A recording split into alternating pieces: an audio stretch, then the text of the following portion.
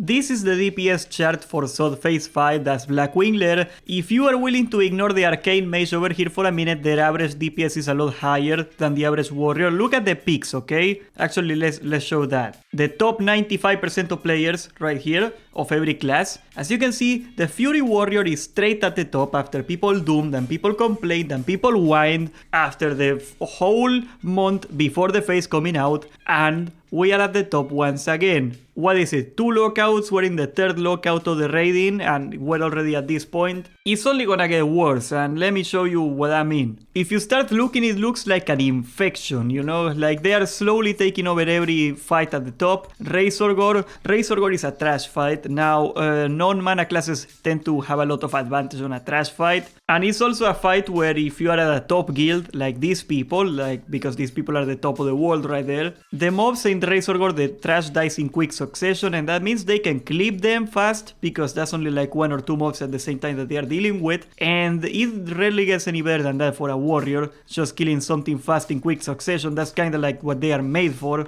If you see a Bellstress, there is 2 mages right there that I'm gonna make a video on mages probably tomorrow. Mages are a really interesting case too, but every warrior and their mother is in Bellstress, and the reason is very simple. They got infinite rage. If you can heroic strike literally every swing, if you can go for full rage ability every single time, now we got full globals. There is something to do every single global basically. If we take a look at this Taiwanese warrior, you can look at that. This guy got 52% of his damage is heroic strike. As you may be able to guess, he is abusing the 4-piece, the new DPS 4-piece, which is 25% extra damage on heroic strike. Funnily enough, this particular Taiwanese warrior, and this is a really interesting study case, I might take a deeper look on this guy. He's kinda doing the build I predicted, where they are going for the new tier 2 piece instead of the old tier 1 set bonus that people were talking about. People argue with me all the time, really. They wouldn't shut up about it. But apparently I'm right. This is the rank 1 guy. We're gonna talk about him probably tomorrow or some other day.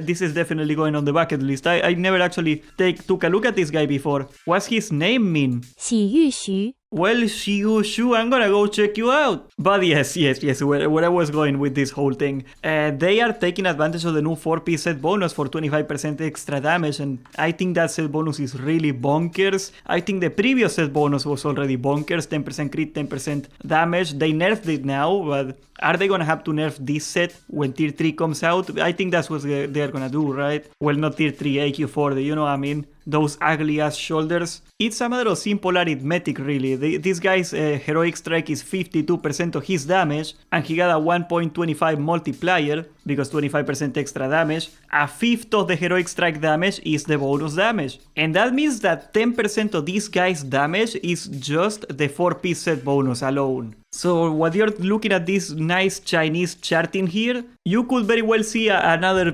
column here, another line that says 4-piece set bonus, and that's 10% of his damage. It's about more damage than his normal auto attacks. As you can see in Broodlord, they are not dominating, and they will not dominate, and the very simple reason is that they knock back the melees constantly in that fight, so melees are never gonna take off there. But we go back to Firemo. Same thing. Firemo, if you are in an organized raid that kills it fast, you can pretty much sit on the boss the whole time, and as you can see, it's all warriors. Ebon Rock and Flamegore, same thing. There is some movement, but you got Warbringer now, you got Intercept, you got whatever, you can just charge to the next boss. So if you're doing the swap, actually I'm lying. The people at the top here are not doing the swap. If you wanna see what they are doing, I recommend you go check out Simon I's show. He made an entire video explaining it, but they basically stack both dragons and they kill them before it's too late, okay? Because you know how it works in Flamegore and Ebon Rock. Basically, I'm gonna drop some random footage on me doing it normally. You keep getting dots on one side and the people on the other boss keep getting dots, so you gotta split the raid in two and have them move from one side to the other, like from one boss to the other, so they can lose the stacks of the debuff so they don't die, and over they just swap people around. That's what you're supposed to do. But if your guild is insane enough that you can kill the bosses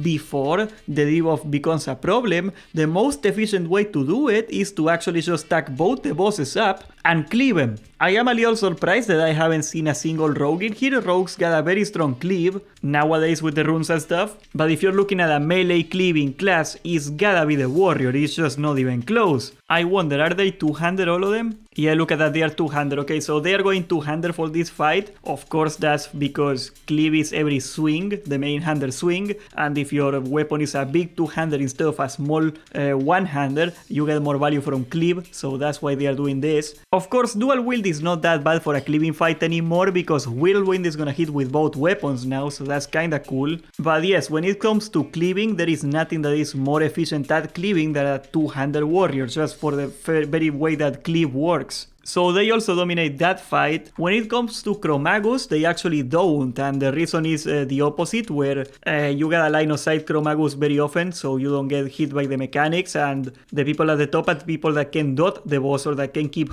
hitting the boss from an angle without getting hit by the mechanics, so they are never gonna be at the top of Chromagus, and this is the only interesting one that I see. I am really shocked that they don't top the damage on Nefarian. It's a beautiful rainbow, honestly. Like, this is the only fight where you see like very good balance, quote unquote, because you see pretty much one of everything. We see one warrior in it at Osmos. He's currently the rank 1 warrior in the world, and I think the rank 1 DPSer period in the world. But I got some theories and they all involve AoE. Let's see, let's actually see. Okay, no, the bone construct does not count towards the total damage in the parse. So my theory was that maybe it's an AoE problem, that warriors do not have very good AoE and that makes them fall behind in the ad phase. But no, in phase 2 only damage to Nefarian counts. As you can see, there's like a big drop in here. This is presumably when phase 2 kicks in and he got AoE the ad, so he loses a couple seconds dropping a sapper or something like that. It almost feels like the rules of this fight in Warcraft logs are made to make the warriors thrive a little more than they should. I don't see why they wouldn't make it so the Blazing Bone construct damage counts. They are you're intended to kill them. I don't think there's any raid that doesn't kill them to cheese the fight. So that would seem a little strange that they would do it this way. I don't know how I would do it. And you can see right there, 4200 damage. This guy is pumping like a madman. So yeah, okay, I am lost on this one. I do not know. The class call for the warriors, if anything, is actually also really good. It forces you into Berserker stance. And if you're a DPS warrior that doesn't do anything to you, you take more damage, fine. You're not taking any damage if you're a DPSer anyway. You're not supposed to. Maybe it has something to do with Black Affix. I see that a lot of top guilds like doing the Black Affix instead. The Black Affix is a weapon that goes around. Maybe that has something to do with the warriors not performing as well. I do not know for this guy. I guess the last theory I can probably have for them is that they have very high armor. Nefarian has very high armor, that's it. I don't have any more ideas here. But overall, the warrior, by and large,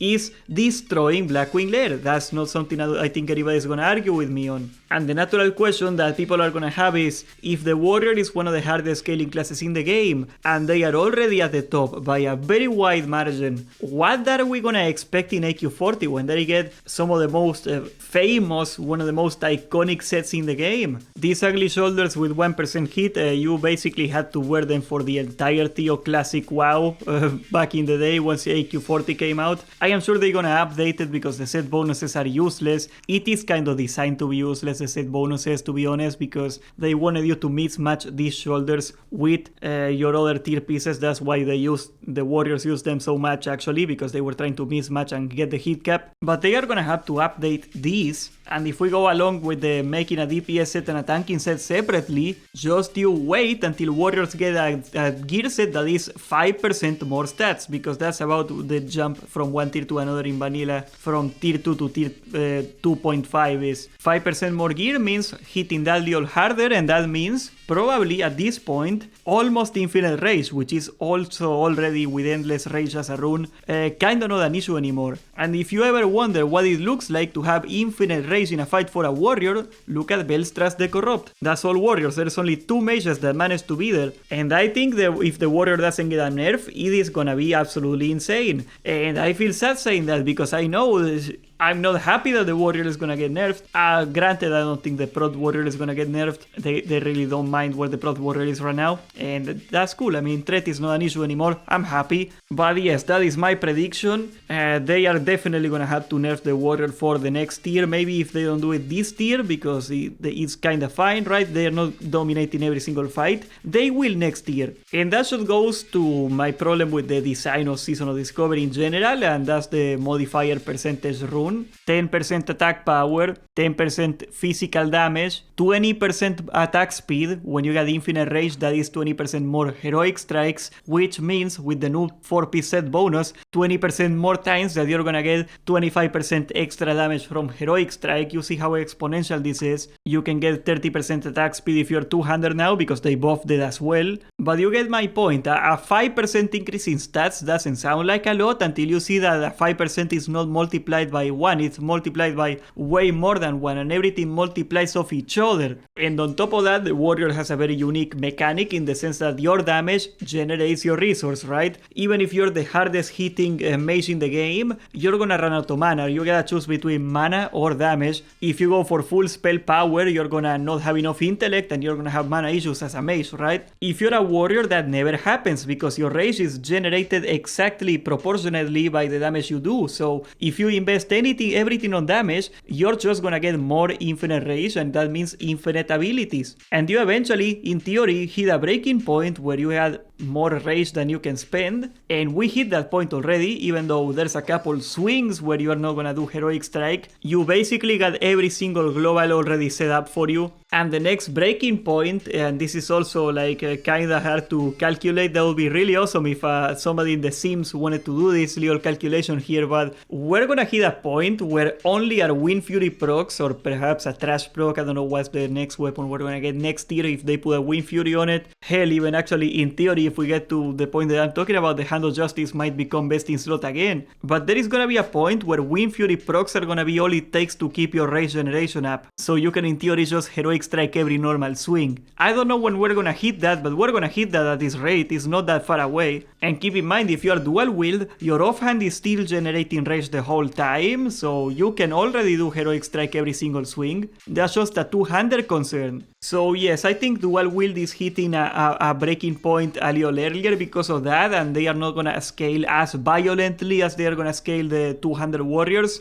They both are essentially limitless now. There is nothing that can stop them. And yeah, I'm very sad to say this because I know I feel like I'm betraying my viewers saying this, but the warriors are gonna need a nerf. There is no simpler way I can put it. If I were the guy that runs SoD, I would have made the rules differently because I could have seen this problem coming a mile away. We did. We've been talking with Jake from 3 about this from like late phase 1. We were complaining about this problem already, and it only got worse. And honestly, it's kind of a bummer, the fact that we know that anytime we get good, they are gonna have to take it away because whenever we are kinda good, we take over the game entirely. I kind of agree with Agren saying that rage needs to be normalized or it will never work, and I kinda get it. If it were up to me, I would do it backwards. I would make it so you get all the rage that you want and they rebalance the abilities around it, so they reduce the damage you do but you get more rage. The warriors are not gonna like either one of the solutions, but sadly the vanilla warrior is just a very broken, flawed